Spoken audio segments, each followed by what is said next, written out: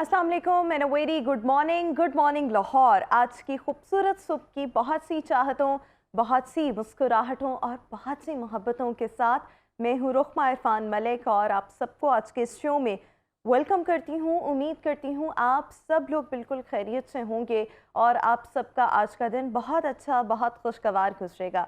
तो जनाब, शो के आगाज़ में सबसे पहले ज़रा हम वेदर अपडेट लेना चाहेंगे, जो शेयर करने के लिए हमारी कॉरेस्पॉन्डेंट फ़ाखरा हमारे साथ मौजूद हैं। फ़ाखरा, बताइएगा आज मौसम कैसा रहने वाला है? जी, शहर लाहौर के मौसम की बात करें तो बागों के शहर में आज सूरज ने किरणें बिखेरी हुई हैं। शहर का मौसम काफ़ी खुशगवार महसूस किया जा रहा है। अगर दर्जा हरारत की बात की जाए तो इस वक्त शहर का जो कम से कम दर्जा हरारत है 11 डिग्री सेंटीग्रेड रिकॉर्ड किया जा रहा है और ज़्यादा से ज़्यादा जो है 24 डिग्री सेंटीग्रेड तक रहने के इम्कान है। और शहर का जो मौजूदा दर्जा हरारत है 15 डिग्री सेंटीग्रेड तक बरकरार है। दूसरी जानिब हवा में जो नमी का तनासब है वो 75% रिकॉर्ड किया जा रहा है और 6 किलोमीटर फ़ी घंटा की रफ्तार से जो सर्द हवाएँ चल रही हैं।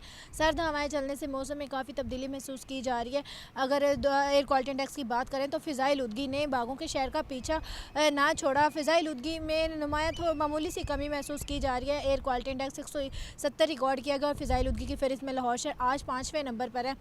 महकमा मौसमियात के मुताबिक आइंदा 24 घंटे के दौरान फ़िलहाल बारिशों की कोई पेशगोई नहीं की गई, लेकिन मौसम जो है खुश्क और सर्द रहने के इम्कान ज़ाहिर किए गए हैं। जी, थैंक यू सो मच फ़ाखरा, हमें वेदर के हवाले से अपडेट कर रही थी। मूविंग ऑन, आज की टॉप स्टोरीज़ की तरफ आएंगे। सबसे पहले आपके साथ शेयर करना चाहेंगे जनाब, 7 अक्टूबर से इजरायली बर्बरियत का सिलसिला जारी है और फ़लस्तीनियों पर मुज़ालिम ढाए जा रहे हैं, जिसके नतीजे में अब तक तकरीबन 30,000 के करीब लोग जो हैं वो शहीद हो चुके हैं, जिनमें 90% के करीब ख़वातीन और बच्चे शामिल हैं। अमरीकी फ़ौजी अहलकार ने वाशिंगटन डीसी में इजरायली सफारत खाने के बाहर गज़ा पर इजरायली मुजालिम के ख़िलाफ़ एहतजाज किया, फ़लस्तीन के हक़ में नारे लगाए और ख़ुद सोजी की, ख़ुद को आग लगा ली। इस अहलकार को, जिसकी एज जो है 25 ईयर्स है, इसको फ़ौरी तौर पर हॉस्पिटल शिफ्ट किया गया, लेकिन ये जानबर नहीं हो सका और इसका इंतकाल हो गया। तो ऑब्वियसली अगर हम देखें तो पूरी उम्मत मुस्लिमा के लिए बड़ी अलार्मिंग सिचुएशन है। एक तरफ फ़लस्तीन और दूसरी तरफ अगर हम देखें तो नॉन मुस्लिम्स अगर इजहार यकजहती कर रहे हैं, अपने सेंटिमेंट्स जो हैं वो फ़लस्तीनियों के लिए शो कर रहे हैं, तो हमारे लिए भी एक लम्हा फ़िक्रिया ये है कि हमें भी उम्मत मुस्लिमा को भी कोई प्रैक्टिकली कुछ करने की ज़रूरत है। ऑब्वियसली ये तो एक बहुत इंतहाई कदम था कि जिस तरह से खुद सोजी की गई, हम इस चीज़ को प्रमोट नहीं कर रहे, लेकिन वैसे कोई प्रैक्टिकल जो है इक़दामात होने की ज़रूरत है, कोई ना कोई इनिशिएटिव्स ऑब्वियसली लिए जाने की ज़रूरत है, ताकि इन मुज़ालिम का सिलसिला जो है वो बंद हो सके। क्योंकि फ़लस्तीनियों को अगर हम देखें या कश्मीरियों को देखें, दोनों ऐसी कौमें हैं जो अरसा दराज से ये मुज़ालिम जो हैं सह रही हैं। सो अल्लाह ताला ऑब्वियसली करम फरमाए। मज़ीद आगे बढ़ेंगे, आपके साथ नेक्स्ट खबर शेयर करना चाहेंगे और यहाँ पर एक अमेरिकन कपल का जिक्र करना चाहेंगे, जिन्होंने एक साल में 135 के करीब कॉन्सर्ट्स में शिरकत करके Guinness book of world record में अपना नाम जो है वो दर्ज करवा लिया है। इस कपल का ताल्लुक जो है मेरीलैंड से है और इनका ये कहना है कि 2023 में इन्होंने अपने 20th कॉन्सर्ट में जब शिरकत की तो इनको ये ख्याल आया कि हम इतने शौक़ से मुख्तलिफ़ कॉन्सर्ट्स में जाते हैं, पैसा भी लगाते हैं, वहाँ की टिकट्स भी बाय करते हैं, सो वाई नॉट हम इस हवाले से एक वर्ल्ड रिकॉर्ड जो है वो कायम करें। तो जनाब, इस तरह से इस चीज़ का, इस सफ़र का आगाज़ हुआ और अब तक ये जो जोड़ा है एक साल के अंदर 135 के करीब कॉन्सर्ट्स उनमें शिरकत कर चुका है और इस दौरान इन कॉन्सर्ट्स पर जितनी भी रकम खर्च हुई है टिकट्स की मद में, वो तकरीबन $18,407 के करीब खर्च हुए हैं। और इस कपल का ये कहना है कि ये उनके लिए एक बड़ा प्लेजेंट एक्सपीरियंस था। एक तो obviously they were all able to get their names registered in Guinness book of world record, और इसके साथ साथ एक और चीज़ कि इसमें इनको सोशली इंटरैक्ट करने का, मुख्तलिफ लोगों से मिलने का और कॉन्सर्ट्स को एंजॉय करने का मौका मिला। अच्छा जी, आखिरी स्टोरी की तरफ आएंगे और जनाब, बॉडी बिल्डिंग का शौक़ बहुत से मर्द हजरात रखते हैं, लेकिन इसके लिए इनको अक्सर जिंक सप्लीमेंट्स की ज़रूरत होती है और जिंक सप्लीमेंट्स का इस्तेमाल जो होता है वो बॉडी बिल्डर्स के लिए this is very much important. लेकिन यहाँ पर हम एक भारतीय शहरी का जिक्र करना चाहेंगे जिसने एक ऐसा अनोखा कारनामा सर अंजाम दिया जिसने सबको हैरान भी कर दिया और परेशान भी कर दिया। इसने क्या किया कि कॉइन्स यानी कि सिक्के और मैग्नेट्स के कुछ पीसेस जो थे वो खा लिए ताकि जो उसकी सप्लीमेंट्स है, जिंक सप्लीमेंट्स, उसको उसकी रिक्वायरमेंट को जो है वो पूरा किया जा सके। इस नौजवान के बारे में बताया जाता है इसकी 26 ईयर्स एज है और ये जहनी तौर पर ठीक नहीं है, इसका साइकोलॉजिकली भी इलाज वगैरह हो रहा था, लेकिन इसको इस अपने एक्ट के बाद शदीद सर में दर्द हुई और वॉमिटिंग स्टार्ट हो गई, जिसके बाद इसको भारत के सर गंगाराम हॉस्पिटल में, नई दिल्ली में ये हॉस्पिटल वाक़ है, वहाँ पर ले जाया गया। डॉक्टर्स ने इसका सीटी स्कैन किया, पेट का एक्सरे किया, जिससे मालूम हुआ कि इसके इंटेस्टाइन्स में कॉइन्स और मैग्नेट्स मौजूद हैं जिन्हें फौरी तौर पर ऑपरेशन करके निकाला गया। डॉक्टर्स का बताना है कि मरीज़ के पेट से 1, 2 और 5 रुपए के तकरीबन 39 के करीब कॉइन्स और 37 के करीब मैग्नेट्स के पीसेस जो हैं वो निकाले गए हैं। और ये जो शख्स था इसने महज ये सोच के ये चीज़ें इस्तेमाल की थी कि इनमें से मुझे जिंक मिलेगा और ये मेरी जो बॉडी बिल्डिंग की रिक्वायरमेंट है उसको फुलफ़िल करेगा। सो ऐसे ऐसे अजीब लोग भी आपको इस दुनिया में मिलते हैं जो इस किस्म के अनोखे काम करके अपनी जो जान है वो ख़तरे में डाल देते हैं। बट व्यूअर्स, ये तो थी हमारी आज की टॉप स्टोरीज़। अभी हम शो में एक ब्रेक शामिल करेंगे, आपसे मुलाकात करेंगे एक ब्रेक के बाद।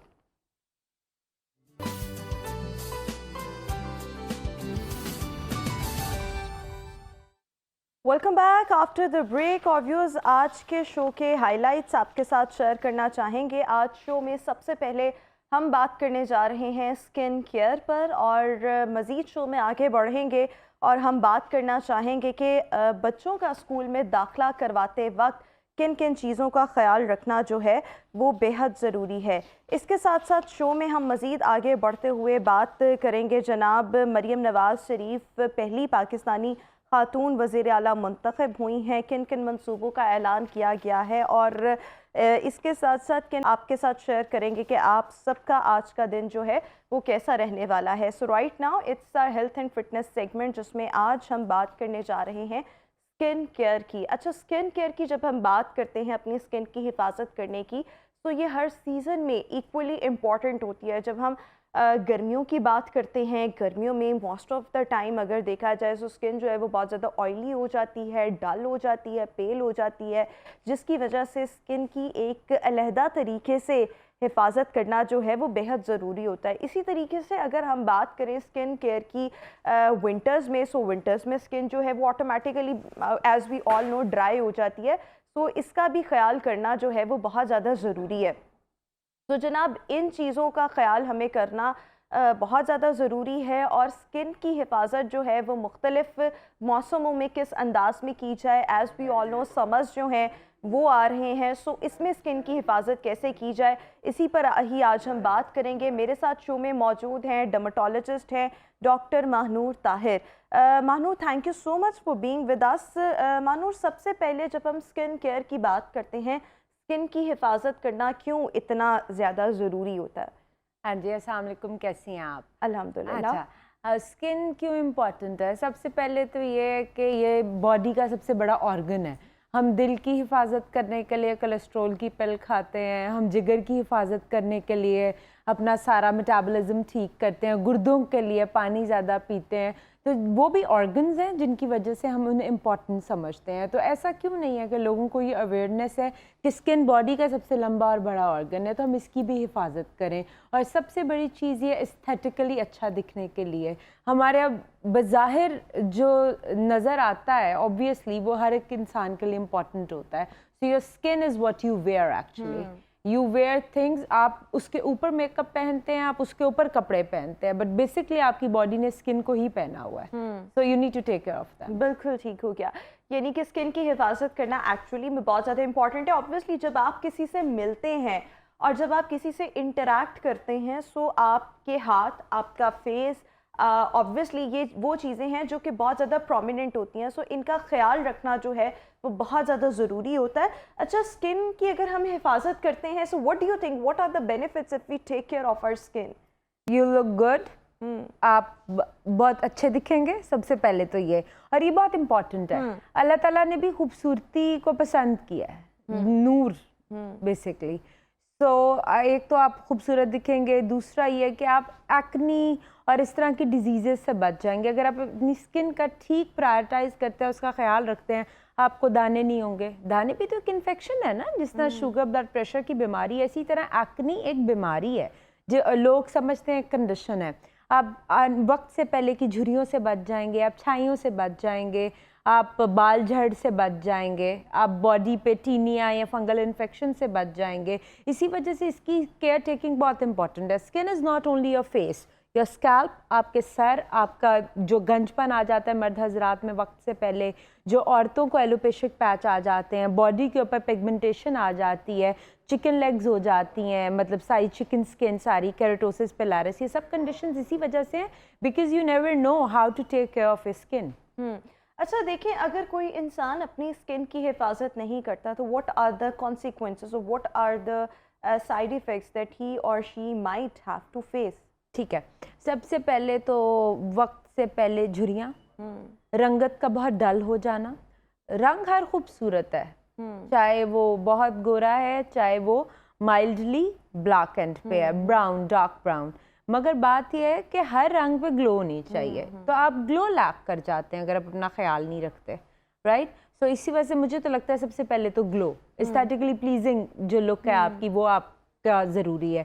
उसके अलावा ये कि आप मुख्तलिफ बीमारियों से बच जाते हैं ना। अगर आप हर टाइम खुजाते रहेंगे ड्यू टू फंगल इन्फेक्शन, आपके सर से डैंड्रफ गिर रही है किसी के सामने, सो एम्बैरेसिंग। अच्छा, नॉर्मली हम स्किन से मुराद ये लेते हैं जो हमने किसी को दिखना है या अपने आप को मिरर में हमने दिखना है। सो हमारा फेस जो है उसमें मेन इम्पॉर्टेंट रोल जो है वो प्ले करता है when we talk about skin. So how we can take care of our skin, how we can take care of our face, how we can look good. इसके लिए what we have to do, what are the remedies or the procedures that we have to incorporate in our daily life? ठीक है, remedy number 1 जो हमारे मुल्क का कौमी मसला है वो है सोशल मीडिया से पूछ के स्किन केयर करना छोड़ दें, तो हमारे आधे स्किन के मसले तो ठीक हो जाएंगे। दूसरा, अपने मोहल्ले की दोस्तों से या आप अपने सोशल सर्कल से पूछना छोड़ दें, यार आपके मुंह पे ये बड़ा सूट किया, मेरे पे भी कट जाएगा, मैं भी लगा लेता हूँ, प्लीज़ करना छोड़ दें। ये जड़ है स्किन ख़राब होने की हमारे माशरे के अंदर। अब आप मैक्सिमम, अभी कल मेरे पास रूरल एरिया से, मतलब ये गांव वगैरह से, फैसलाबाद के करीब से लोग आए हुए थे, उनके फुल फेस पे कोमीडो था इतना और बर्न था face, 1st degree burn steroidal cream से। क्यों? क्योंकि उसकी कोई खाला की बेटी वही क्रीम लगाने से थोड़ी सी गोरी हो गई थी, राइट? तो सबसे पहले आप लोगों की एडवाइस और अब जो सोशल मीडिया का रोल है इसकी एडवाइस लेना छोड़ दें। Go to your doctor, to your practitioner, आप उसका लाइसेंस देखें, भाई तुम डॉक्टर हो, और फिर अपनी स्किन को आप उससे मशवरा लें। मशवरे तो बहुत लोग देते हैं, हमने लेना किससे आप पे डिपेंड करता है। अब स्किन का किस तरह से, हर स्किन टाइप मुख्तलिफ है। मैं आपको ना शॉर्टकट 3 बता देती हूँ जो भी व्यूअर्स देख रहे हैं उनको। सबसे पहले, अगर आपकी ऑयली स्किन है, आपने विटामिन सी नहीं लगाना, आपने सिर्फ जो है विटामिन ए लगा सकते हैं जो कि रेटिनॉइड्स हैं। अगर सीरम्स बेसिक जो मार्केट में आ रहे हैं, आप नियासिनामाइड लगा सकते हैं, vitamin B, ferulic acid derivatives. उसके अलावा अगर आपकी ड्राई स्किन है, आप हाइलुरोनिक एसिड यूज़ करें। और आप अगर आपकी ड्राई स्किन है या कॉम्बिनेशन स्किन और आपकी स्किन पे ब्लैक एंड वाइट नहीं है तो ठीक है, विटामिन सी यूज़ करें, एस्कॉर्बिक एसिड। और अगर आपकी कॉम्बिनेशन स्किन है तो AHA, BHA मतलब glycolic acid, lactic acid based चीज़ें यूज़ करें, उससे आपको ग्लो आएगा। बस इसके अलावा आप अपनी स्किन के साथ प्ले नहीं कर सकते। अब 7 स्टेप्स होते हैं सुबह मॉर्निंग के। सबसे पहले क्लिनजिंग, फिर एक्सफोलिएशन, फिर टोनर के बाद मॉइस्चराइज़र, फिर कोई सीरम, या इसे आप ऑल्टर कर सकते हैं।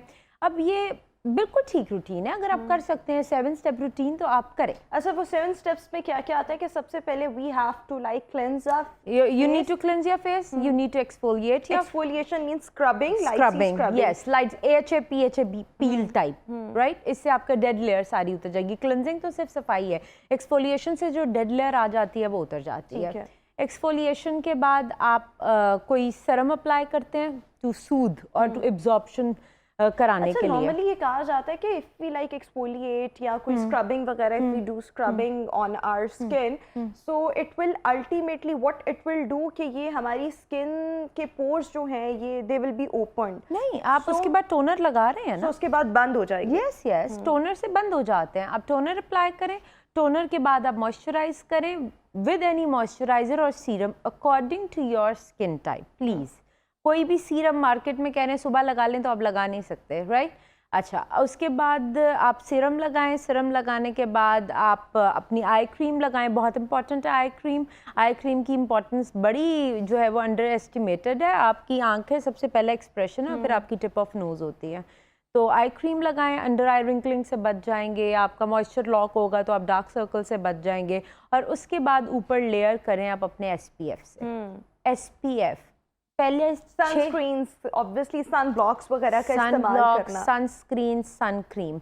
आप पिछले 6 स्टेप नहीं करते, अब ना करें, आप ये स्टेप करें। यानी कि आप कहीं पर भी आ जा रहे हैं, आपने सन ब्लॉक लाजमी लगाना है। And if you do not apply, what will happen? What will happen? Every skin problem will happen. Every skin problem, you name it. आप कोई भी स्किन का इशू बताएं मुझे।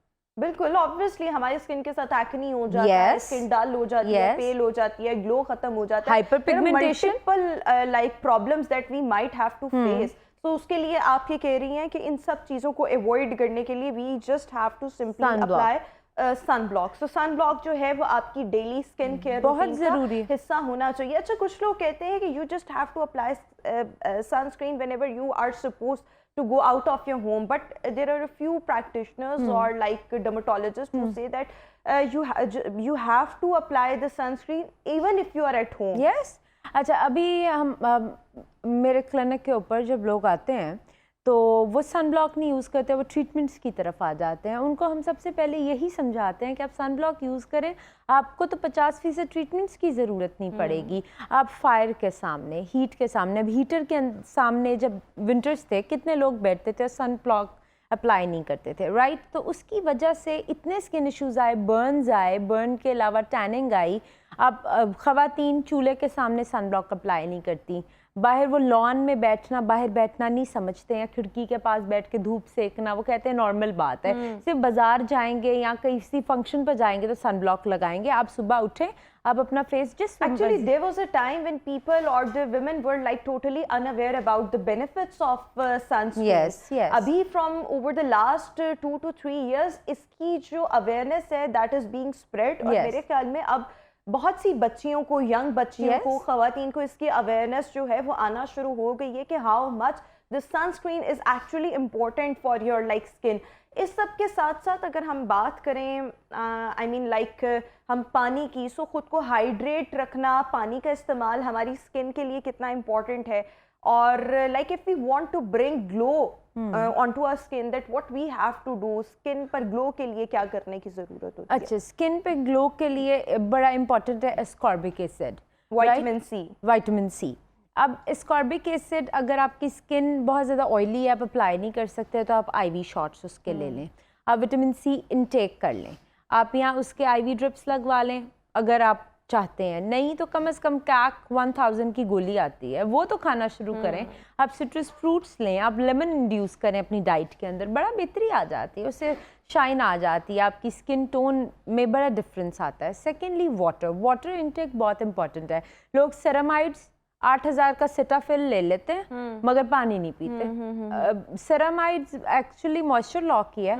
हाइलुरोनिक एसिड लगाते हैं। हाइलुरोनिक एसिड भी लास्ट 1 और 2 ईयर्स से हम इसके मुख्तलिफ एड्स भी देख रहे हैं मुख्तलिफ ब्रांड्स के, और ये वैसे भी कहा जा रहा है कि hyaluronic acid is good for every kind of. Yes, it is the only serum that you can apply at every. Yes, it hydrates, it locks the moisturiser of your skin. Retinols की हम बात करते हैं या niacinamides की, what does they do with our skin? Like if I talk about the niacinamide और retinols, तो इससे क्या फायदा क्या होगा? नाइसिनामाइड आपके फेरुलिक एसिड मतलब विटामिन बी ग्रुप है, वो niacinamide is vitamin B group. Yes, ठीक है। वो आपके पोर्स को श्रिंक करता है, ऑयल प्रोडक्शन को रोकता है, आपके कोमीडो जो सारे ब्लैक एंड वाइट आ जाते हैं उनको रोकता है।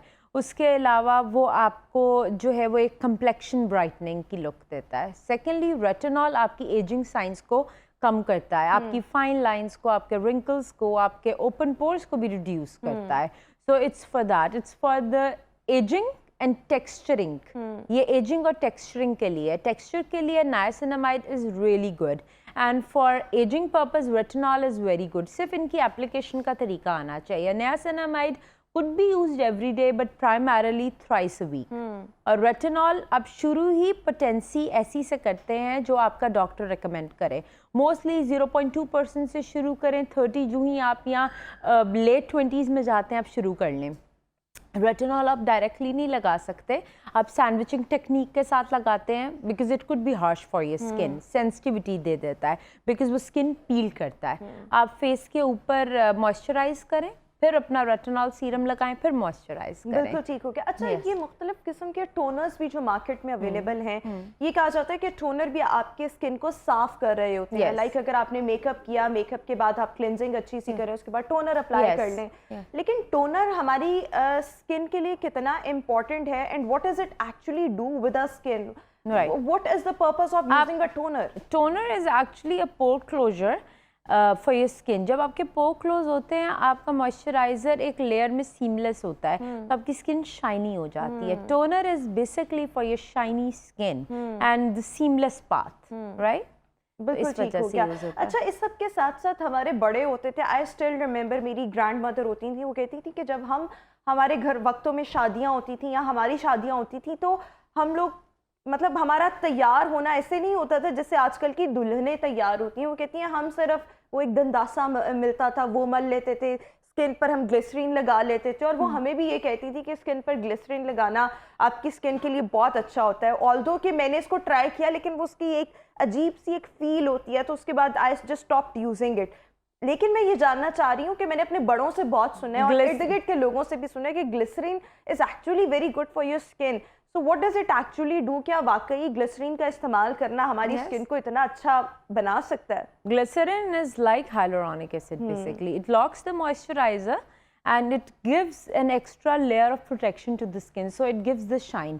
पूरी shine आ जाती है ग्लिसरीन लगाने से. किस तरह लगाई जाए ग्लिसरीन? किस तरह की स्किन टाइप के लिए ग्लिसरीन जो है? Glycerine is for dry skin. Glycerine is typically for dry skin. आप लगाएं और रात के टाइम, कोई भी स्किन केयर रेजिमेन है वो रात के टाइम है. दिन के टाइम सन ब्लॉक है आपका मॉइस्चराइज़र और आपकी फेस की सफाई, और उस पर अब तो हर बंदा मेकअप अप्लाई करता है क्योंकि देखिए कंपटीशन है अब हर जगह, सोशल मीडिया इतनी अवेयरनेस है, बच्चियाँ चाहती हैं वो खूबसूरत दिखें. आप ये जो बात बता रही हैं बिल्कुल यही बात थी. मेरी वालदा वो भी फेस पे कहती हैं कुछ भी नहीं लगाना, मैक्सिमम थोड़ा सा मेकअप कर लिया. बट नाउ डेज 16-17 साल की बच्ची को तो पता होता है रेडियो फ्रीक्वेंसी माइक्रो नीडलिंग क्या है. आपके पोर्स खुले हुए हैं, आप मुंह पे क्या लगाते हैं? आपको एक्नी मार्क्स हो रहे हैं तो माइक्रो नीडलिंग करा लो ना. बिल्कुल. तो जब इतनी अवेयरनेस है कि टीनेजर बच्चियां जिनके टाइम पे इवन आई डिडंट नो के मुंह पे सन ब्लॉक लगाना होता है, they know, they come and they are telling हमने ये वाला सेरम लगाया, हमने वो किया, अच्छा मुझे पिगमेंटेशन है, फ्रैक्शनल लेजर कर दें, ये वो, you know all the people are so much aware. Even if we talk about the young girls, they are very much aware just because of the social media. They know. हाँ, basically they know. और मेरे ख्याल में बच्चियां जब अपने school colleges में जाती हैं, दे डू डिस्कस. हमारे वक्तों में इतनी अवेयरनेस नहीं थी. सोशल मीडिया हम उस तरह से यूज नहीं करते थे. Now there is a lot of stuff available on social media, जिसके जरिए ऑब्वियसली बच्चे बहुत ज़्यादा वेल अवेयर है. अच्छा, इस सब के साथ साथ आपने मुख्तलिफ तरीके तो बता दिया, आपने ये भी बता दिया ग्लिसरीन जो है उसको ड्राई स्किन के लिए एक हाइलुरोनिक एसिड का एक किरदार जो है वो अदा करेगी. बट इसके साथ साथ अगर देखें, मतलब if I apply glycerine on my face, what I feel is कि कुछ चिप सा आ गया है, कुछ शुगरी सा मैंने अपने फेस पर लगा लिया, सो मुझे उसकी फील अच्छी नहीं आती. बट ऑब्वियसली लोग जो हैं वो रोज वाटर और ग्लिसरीन का एक मिक्सचर सा बना के वो लगाते हैं, एलोवेरा का इस्तेमाल करते हैं, चावलों वाले पानी का इस्तेमाल करते हैं, and it does work. Obviously इसके फायदे जो हैं वो होते हैं. अच्छा, पहले ये चीज़ें रॉ मटेरियल में यूज़ हो रही थी, अभी उन्हीं को रिफाइन कर दिया जाता है. अब कोरियन जो स्किन केयर रूटीन है, it started with rice water toner, शायद आपको याद हो. फिर स्नेल म्यूसिन किस तरह है, ग्लिसरीन की तरह. जो हम ये बात ये करते हैं कि अपनी स्किन की हिफाजत करनी चाहिए, we should start it from like a very young age, बच्चियां इसको स्कूल से ही स्टार्ट करते हैं बिल्कुल करें। सनब्लॉक्स इस्तेमाल करना आप अर्ली टीन के अंदर सनब्लॉक लगाना शुरू कर दें और उसके बाद आहिस्ता आहिस्ता अपने बच्चियों को इस Yes. तरफ लगाएं, इवन बच्चों को भी कि स्किन की हिफाजत कैसे yes. करनी है। अब जब अपनी हिफाजत करते हैं, स्किन की हिफाजत करते हैं, आप ऑटोमेटिकली बड़े कॉन्फिडेंट जो है वो भी फील करते हैं। थैंक यू सो मच मानू for being with us. Viewers, अभी एक ब्रेक, आपसे मुलाकात करेंगे एक ब्रेक के बाद।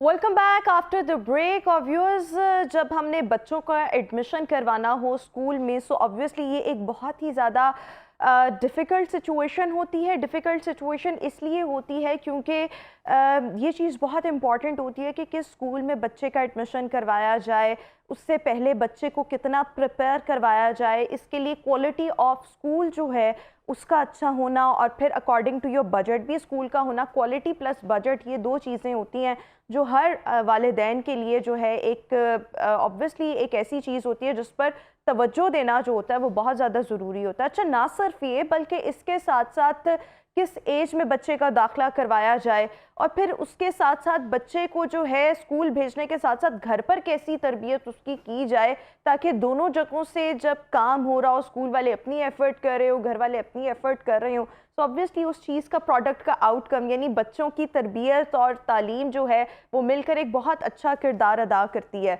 और ऑब्वियसली तालीम देना जो है वो स्कूल्स का काम है, बट तरबियत का जो प्राइमरी अगर हम देखें सोर्स जो है वो पेरेंट्स होते हैं। तो आज शो के सेगमेंट में हम बात करने जा रहे हैं कि जब आप सबने अपने बच्चों का स्कूल्स में एडमिशन करवाना है तो इससे पहले वहाँ की क्वालिटी को देखना, बजट को देखना, बच्चे की एज को देखना कितना ज़रूरी है।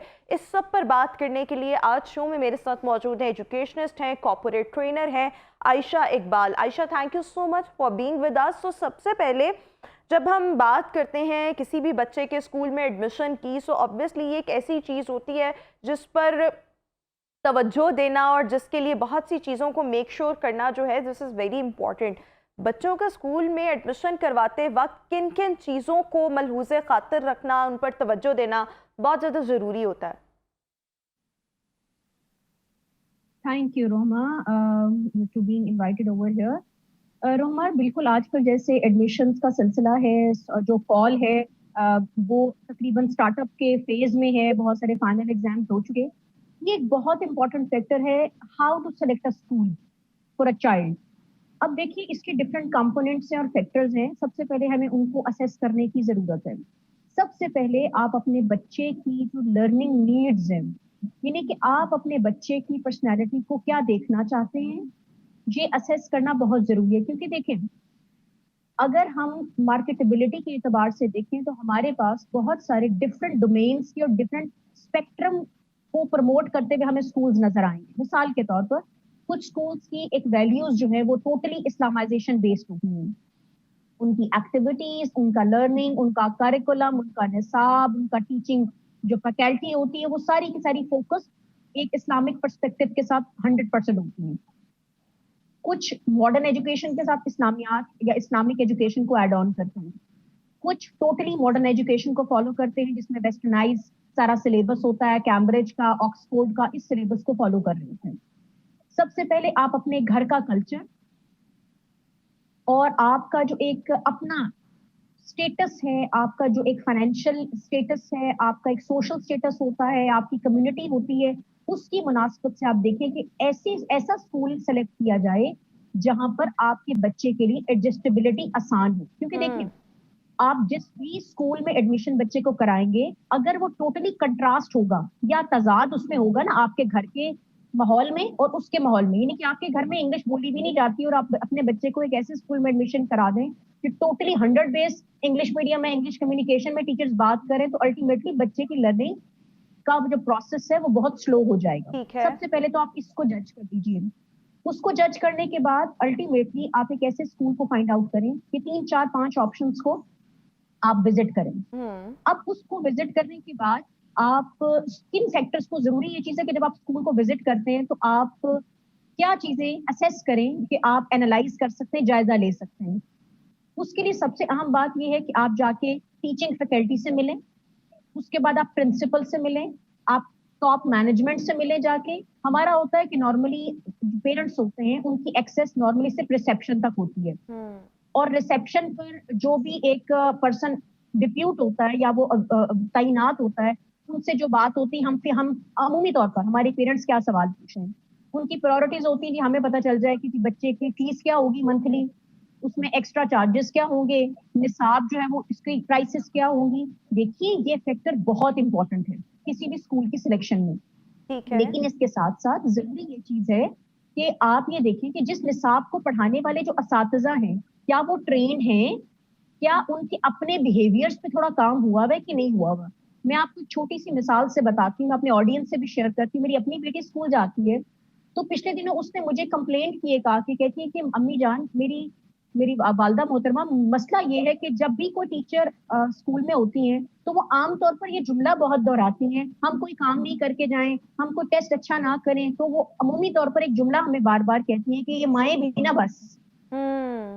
अब एक देखिए कि वो किस किस्म का एक जो एक रिफ्लेक्शन है या इमेज है बच्चों के जहन में डाल रही है कि क्या माए सब चीजों की रिस्पॉन्सिबल है, स्कूल की क्या रिस्पॉन्सिबिलिटी है। ठीक है, अब वो बिहेवियर जो ट्रांसफॉर्मेशन के आ जाने की जरूरत है, तो आप टीचर से मिले कि उनकी फैकल्टी, उनका एक्सपीरियंस। अब देखिए ना, एक घर के अंदर अगर एक लेकिन देखिए, मैं आयशा यहाँ पर आपसे एक बात करना चाह रही हूँ। आपने ये ठीक कहा, ये जितनी भी आपने चीज़ें जो हैं वो बताई, वो दे आर वैलिड, उनको फोकस में रखना this is very important. But इसके साथ साथ अब आपने कहा कि अगर आपके घर का माहौल जो है वो अंग्रेज़ी नहीं है, बच्चा आप अंग्रेज़ी स्कूल में डालते हैं, उसकी लर्निंग जो है वो ज़रा स्लो हो जाएगी। But at the same time I have seen many parents जिनके घर का माहौल जो होता है वो लाइक इतना वो मतलब वैसा नहीं होता, वहाँ पर थोड़ा कंजर्वेटिव सा माहौल होता है, वहाँ पर अंग्रेज़ी ज़्यादा बोली नहीं जाती और इस किस्म का। लेकिन उनकी ख्वाहिश होती है उनके बच्चे बड़े स्कूल में पढ़ें, ताकि जो घर से कमी रह गई है वो स्कूल अदा कर सके, अगर वो अफोर्ड कर सकते हैं। सो दे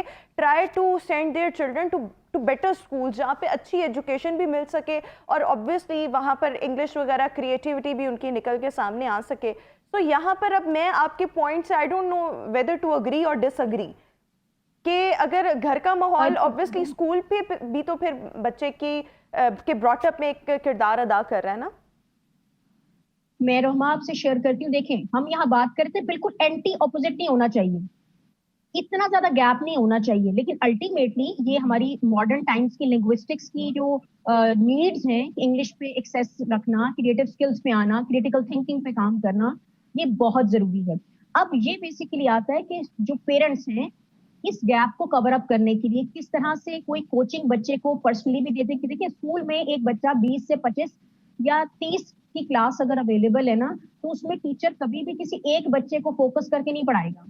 वहां पर मेजर फैक्टर ये आता है कि पेरेंट्स अगर उतने ग्रूम्ड नहीं भी हैं और वो ख्वाहिश रखते हैं अपने बच्चों को ग्रूम करने की, तो वो क्या करें, वो बच्चों को मार्क गेम में ना डालें। ठीक है, उनको प्रेशराइज ना करें, ये भी असेस करते रहे कि लर्निंग किस तरह हो रही है, और साथ में एक कोचिंग या ट्यूटर के तौर पर एक ऐसा पर्सन उसके साथ डिप्यूट करें जो उसको असिस्टेड लर्निंग फराहम करे, ताकि अगर हम एक और चीज यहाँ पर देखें, जब आपने स्कूल में वंस बच्चे का एडमिशन करवा दिया, बच्चे की एजुकेशन का प्रोसेस व्हेन इट स्टार्ट्स, तो उसके बाद सारी जिम्मेदारी स्कूल की भी तो नहीं ना है। मतलब अगर हम यहाँ पर देखें, so there is a role of parents and specially the mother, because उनका भी इक्वली रोल बनता है। अगर हम बच्चे की एजुकेशन में देखें, सो घर और मेरे ख्याल में घर का माहौल और फिर स्कूल का माहौल और टीचर्स दोनों की अगर कोलैबोरेटिव एफर्ट होगी, तो बच्चे की लर्निंग भी अच्छी होगी, बच्चे के एथिक्स भी ज़्यादा निखर कर सामने आएंगे। इजंट सो? रोमा, इस पे ये आपने बहुत खूबसूरत बात कर दी है। मैं आपको बताऊं कि हमारे यहाँ इस वक्त इकोनॉमिक प्रेशर की वजह से जो मदर्स भी प्रोफेशनल्स हैं वो काम कर रही हैं ना, आप यकीन करेंगे आए कितना बड़ा गैप इस वक्त हमारी सोसाइटी में आ रहा है। क्योंकि देखिए, अगर आप डे टू डे बेसिस पर अपने बच्चे की एक्टिविटीज में, क्लास की इन्वायरमेंट में, एथिक्स पे और क्लास की एक्टिविटीज पे डिस्कस नहीं करते, उसके दोस्तों के बारे में डिस्कस नहीं कर रहे, क्लास में क्या हो रहा है डेली बेसिस पर, तो फिर 2 महीने के बाद या 1 महीने के बाद जब आप पेरेंट टीचर मीटिंग में जाते हैं ना, तो आप बिल्कुल वेग होते हैं। आप बीइंग अ मदर आप कुछ भी असेस नहीं कर सकते, क्योंकि आप ना तो इस पोजीशन में होते हैं कि आप डे टू डे बेसिस पर एक्टिविटीज होने वाली जो है वो टीचर से डिबेट कर सकें, डिस्कस कर सकें, उसको एनालाइज कर सकें। तो यहाँ पर ये बहुत जरूरी है कि पेरेंट्स सिर्फ ये मत समझें कि हमने एक अच्छे स्कूल में, एक हाई बजट रेंज के स्कूल में हमने एडमिशन करवा दिया जिसका इंफ्रास्ट्रक्चर बहुत अच्छा है, बिल्डिंगें बहुत अच्छी हैं, एयर कंडीशन माहौल है, लेकिन उसके साथ साथ माँ को थोड़ा सा रिव्यू करें कि डे टू डे बेसिस पर जो बहुत बिजी हैं वो कम से कम वीकली बेसिस पर बच्चे की प्रोग्रेस, उसकी रिपोर्ट, उसको लर्निंग को असेस करें। उसके अच्छा, साथ बच्चे को किस एज में जो है वो स्कूल में बच्चे का एडमिशन जो है वो करवा देना चाहिए? वेल देखिए, इस वक्त ट्रेंडी अगर होने की बात की जाए तो यकीन माने इस वक्त तो 2.5 साल का बच्चा भी स्कूल वाले कहते हैं कि आप आज ही आके एडमिशन करवा दें। बट आई एम सॉरी, आज अपने ऑडियंस के साथ ये शेयर करना चाहती हूँ, being an educationist and trainer, कि थोड़ा सा बच्चे को ताकि एटलीस्ट वॉशरूम यूजेज की क्या मेरी रिस्पॉन्सिबिलिटीज हैं, मुझे अपनी चीजों की टेक केयर कैसे करनी है, मुझे लुक आफ्टर कैसे करना है, मुझे रिस्पॉन्स कैसे करना है, उसके इमोशंस जो है ना, वो जो एक फैमिली से अटैचमेंट और पेरेंट्स के साथ अटैचमेंट, वो बड़े डिसहार्ट सिचुएशन में इस वक्त मौजूद है। तो लिहाजा जो भी सर्कमस्टांसेस हो, एटलीस्ट बच्चे को कम से कम 4.5 एज ग्रुप में बच्चे को एडमिशन कराएं, और उससे पहले थोड़ा सा वर्कआउट करके मदर्स जो है वो होम स्कूलिंग पे काम करें। बच्चे को बेसिक मैनर्स, उनको टॉयलेट यूजेज, उनको एथिक्स, उनकी टेबल मैनर्स, कम से कम बेसिक चीजें बच्चे को आनी चाहिए ताकि वो सेल्फ इंडिपेंडेंटली अपने बच्चों जो बच्चा है वो अपनी चीजों को मैनेज कर सके, उनको हिफाजत करना आती हो, उनको यानी कि वो एक रिसीवर एंड पे हो। हमारे यहाँ होम स्कूलिंग पे कुछ भी काम नहीं हो रहा, मदर्स अपना टाइम निकालना ही चाहिए। अगर आप बच्चे को 1 घंटा भी डेली दे देते हैं ना, तो जो बच्चे के साथ आपकी अटैचमेंट होती है, जो एथिक्स में डाउनफॉल आ रहा है, यानी कि अगर लैंग्वेज में गलत बातें सीख रहे हैं तो आप कैसे असेस करेंगे जब तक आप बच्चे के साथ टाइम स्पेंड नहीं करते। और ये चीजें गुड और बैड की जो एक असेसमेंट है, वो जो पहले 3-4 साल में 5 साल तक बच्चे को आप दे देते हैं ना, that is have a great impression on the personality through out the life.